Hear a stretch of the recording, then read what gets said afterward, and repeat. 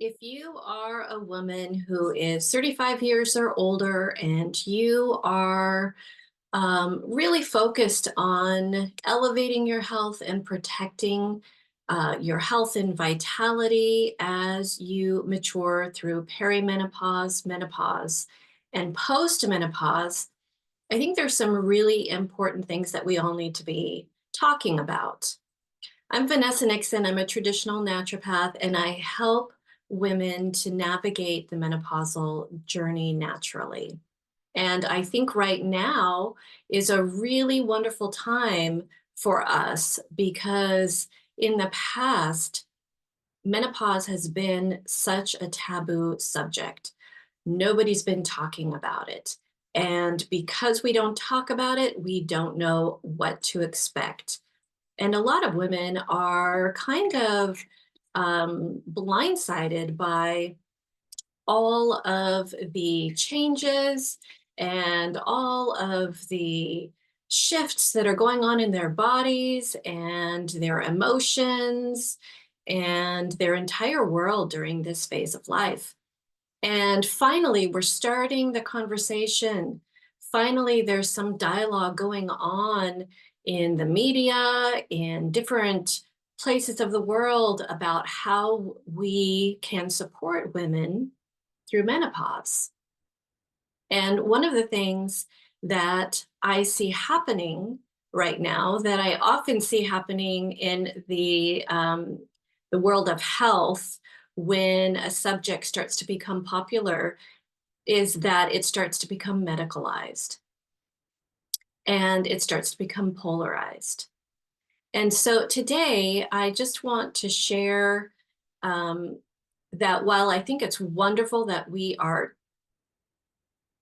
furthering the dialogue around menopause and how we can support women through this, and I want to see that continue, and I want to see that grow, and I want to be part of the conversation, and I hope you want to be part of that conversation. I'd like to share that this medicalization and this polarity that we see is not necessarily a helpful tangent of this conversation. And so I'd like to reframe it a little bit.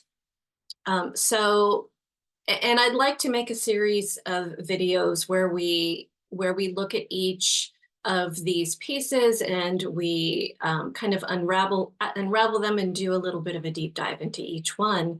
But firstly, I'd like to just point out and reiterate that menopause is not a medical condition. Menopause is a life phase. Menopause is a natural part of life that if we live long enough, we have the opportunity to experience. And so if we can reframe this as an opportunity to look forward to, it can really make a difference in how we experience it. And also the polarity that I see coming up once we start medicalizing natural things that happen, especially to women in our lifetimes, is that we see suddenly a medical solution, right? Once we medicalize a natural, normal part of life, then there needs to be a solution. And the pharmaceutical companies are always happy to provide that for us. And so what we're seeing is if you're in menopause and you're experiencing symptoms, then you need a medical solution. And right now, what we're hearing a lot about is hormone replacement therapy. And that once you're past a certain age, that is your solution to be put on hormone replacement therapy. And then the other option for people who want a more natural approach is bioidentical hormone replacement therapy. So we're seeing this polarity. We're seeing these two choices. If you are in peri-mid-post-menopause, you have two choices: hormone replacement therapy, HRT, or bioidentical hormone replacement therapy, BHRT. And so what I want to talk about today is that there are so many more choices for us as women during this part of our lives. There are a multitude, a plethora of choices. It's not just two choices. And in order to make the best choice for us, because we are all different, and so the best choice for your mother may not be the best choice for you. The best choice for your sister may not be the best choice for you. The best choice for your best friend may not be the right choice for you. We are all individual. We all have individual and unique needs and situations. And all of those things need to be considered in making the best choices for our own health. And we need to be in charge of those decisions. We need to be the ones making the choices for our own health, because nobody knows our own bodies better than we do. And so I have a strategy that I'd like to share for helping us to decide what the best choice is for our unique situation, knowing that there are plenty of choices for us to choose from. How do we narrow in on the choice that's best for us? Well, the first step goes back to Hippocrates, many generations, hundreds of years ago, who was a physician that we often quote in various ways in the healthcare industry. And one of the wisest things that he put forth, and that is still carried down through the medical industry, although it's not always adhered to, is the concept of first do no harm. And it sounds very simple, but it's actually quite complex when we think about the way our healthcare industry has been constructed. If we go back to this one concept, it can really simplify things for us. What does that mean? First, do no harm.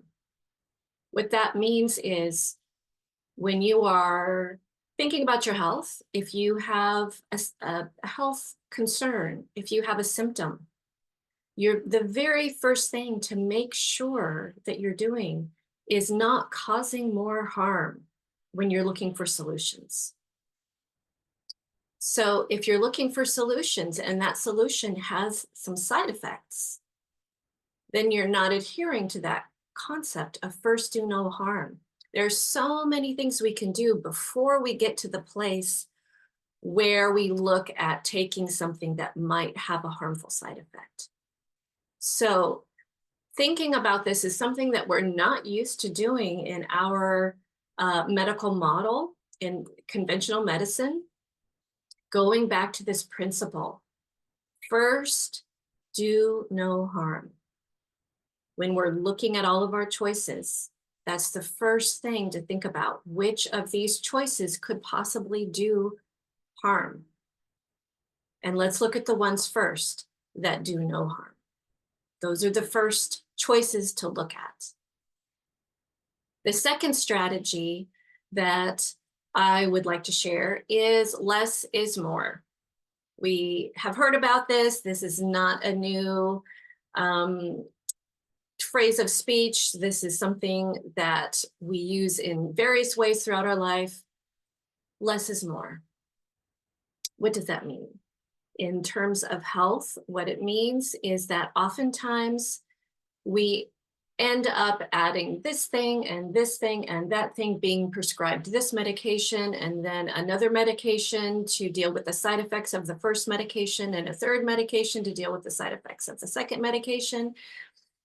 And this strategy of less is more can be looked at as what are the fewest things that I can incorporate, change, shift to create the most beneficial results? What are the smallest things I can do that can create the biggest results? What are the fewest things that I really need that can create a synergy that it's going to produce the kinds of optimal results that I want? So number one was first, do no harm. Number two is less is more.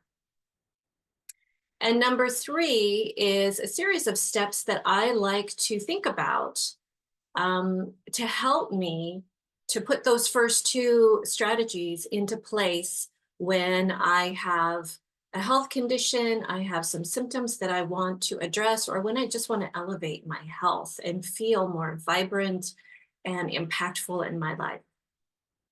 So I have 4 steps that I'd like to offer to help us to incorporate these first 2 strategies. And the first one I want to share is observe and reflect. A lot of times when we are thinking about our health, when we have an issue or a symptom, we think we have to dive right in to taking something, whether that's a prescription, whether it's an herb or some other natural remedy. We think, oh, I need to take something in order to address this. Oftentimes, the first step that we skip over is to just observe and reflect on what we've observed. Just think about what is actually happening. What is this symptom all about? Our symptoms are messages from our bodies saying, you need to look at something. And oftentimes we skip over that. We skip over looking at what that message is all about. So oftentimes all we really need to do is to observe, what is my body trying to tell me, and reflect on what do I want my response to be to this message? How can I respond to my body in the most loving, most nurturing way? Sometimes that's all it takes, is to really get quiet and listen, observe and reflect. And reflecting can look like journaling. It can look like being mindful. There are a lot of different ways that we can reflect on what we've observed once we get really still. And then if that doesn't feel like it's enough, we can move on to the next step. So the next step, the second step, is to nurture.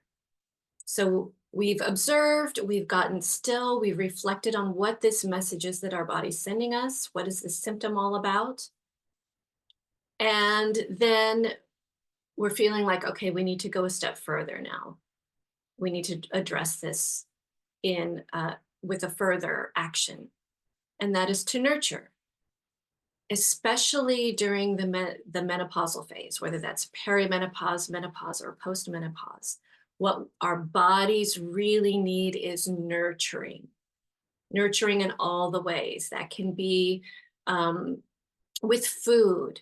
It can be with movement. It can be with lifestyle. You know, how do we nurture ourselves throughout our day? Are we nurturing ourselves every day? Or are we putting all of that nurturing energy out into the world to other people in other ways, but forgetting to nurture ourselves? So again, there's so many different ways that we can nurture ourselves and nurture our bodies. And sometimes that's all we need, is to nourish our bodies, to nurture ourselves, to lean back into those self-care practices, maybe elevate those self-care practices so that we feel completely and deeply nurtured and nourished. And then the next step, if we feel like, okay, I have observed, I've gotten still, I've done a lot of reflecting, and I've nurtured myself, and I still need something more to address this situation. The next thing is looking at holistic solutions. Holistic solutions throughout the eons have proven to be not only very helpful and sometimes all we need, but also have very, very few side effects.